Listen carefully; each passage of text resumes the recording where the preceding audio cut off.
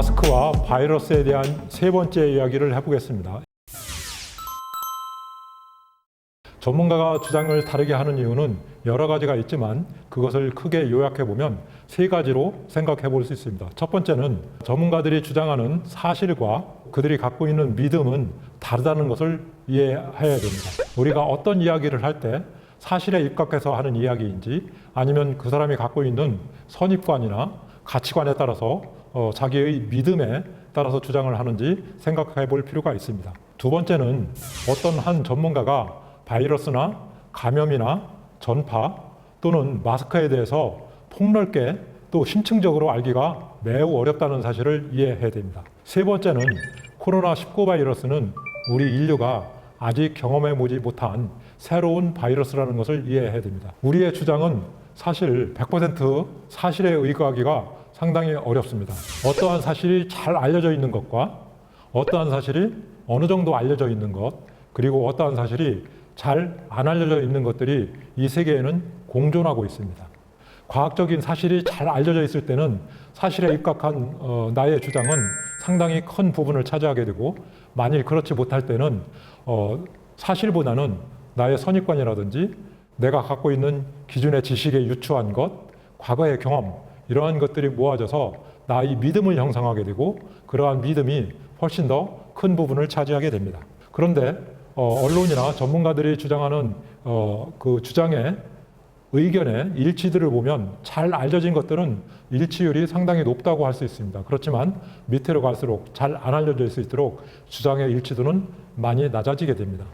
사실의 의존도도 잘 알려진 것은 전문가가 다르다 할지라도 상당히 일치도가 높지만, 그렇지 않을 때는 일치도가 상당히 낮아지게 됩니다.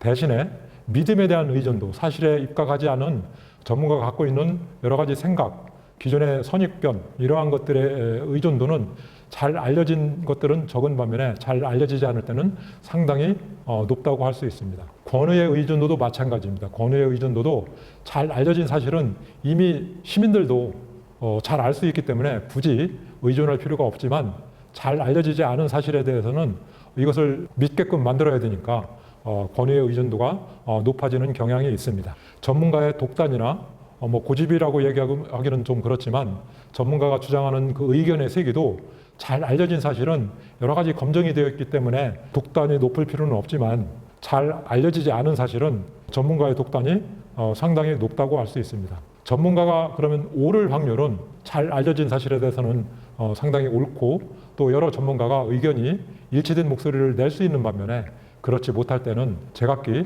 다른 의견을 내게 되고 일치도가 많이 떨어지는 것을 알 수 있습니다. 한 분야의 전문가가 다른 분야를 다 잘할 수 있느냐? 그건 아니라고 생각합니다. 코로나 바이러스만 해도 관련되어서 여러 가지 위험에 영향을 주는 요인이 상당히 있습니다. 바이러스 그 자체에 대한 이해가 상당히 있을 거고, 바이러스가 인체에 미치는 영향, 인체의 면역력, 우리 몸이 얼만큼 잘 반영하는지, 인체에 어떻게 이것이 들어오는지, 체액을 통해서 들어오는지, 비말을 통해서 들어오는지, 직접 접촉해서 들어오는지 바이러스 종류마다 매우 다릅니다.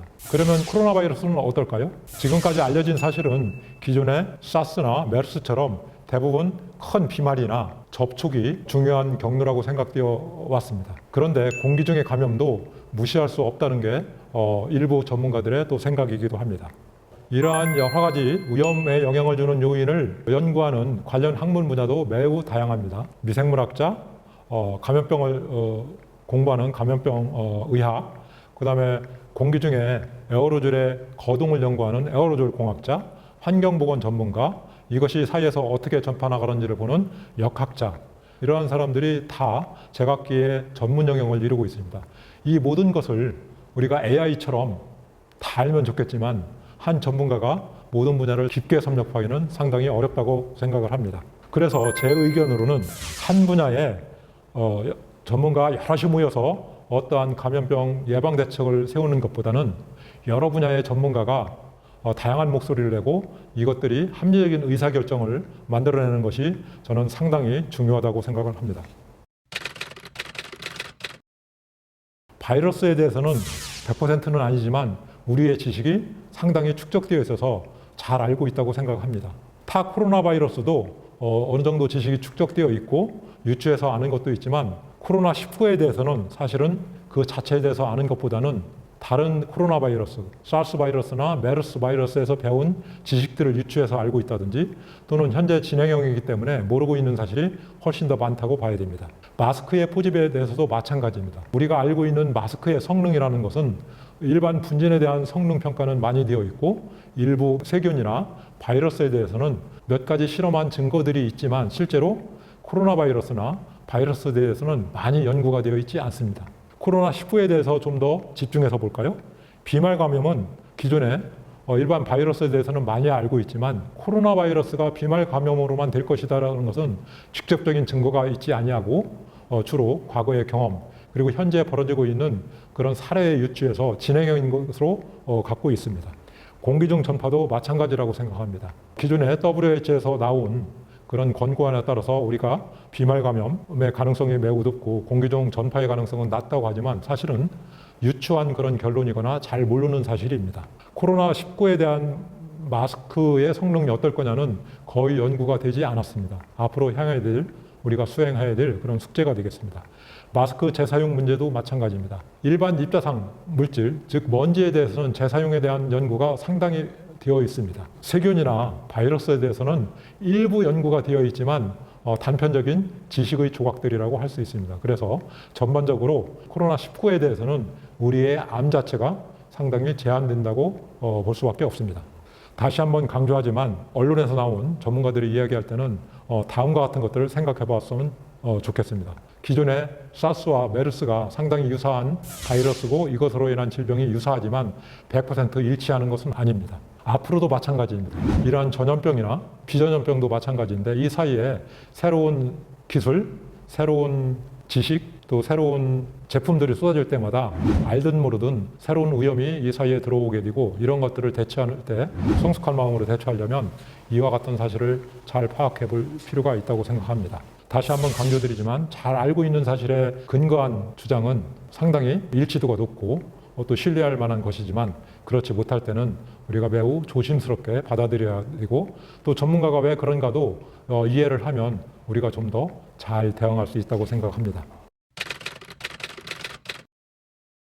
전문가와 정보의 입장이 다를 수 있습니다. 이는 전문가의 의견 불일치와는 다른 문제입니다. 전문가는 과학적 사실과 믿음에 의거하여 주장하지만 정부는 실행을 의하여 다양한 인자를 고려합니다. 질병도 생물처럼 변화하기 때문에 정부의 방침은 이러한 전염 유행의 변화에 따라서 달라지게 됩니다. 따라서 정부의 정책은 전문가의 주장, 질병 패턴의 변화, 가용자원, 예상 효과, 국제관계, 경제 등등 여러 가지 요인을 복합해서 최선의 방법으로 결정하게 되는 것입니다. 그래도 과거 우리 인류는 다양한 위협, 전쟁, 기아, 질병, 여러 가지 역경들을 잘 극복해 왔습니다. 마찬가지로 이번 코로나19도 과거에 그랬던 것처럼 우리 인류는 지혜롭게 잘 극복해 나갈 것이라고 생각합니다. 감사합니다.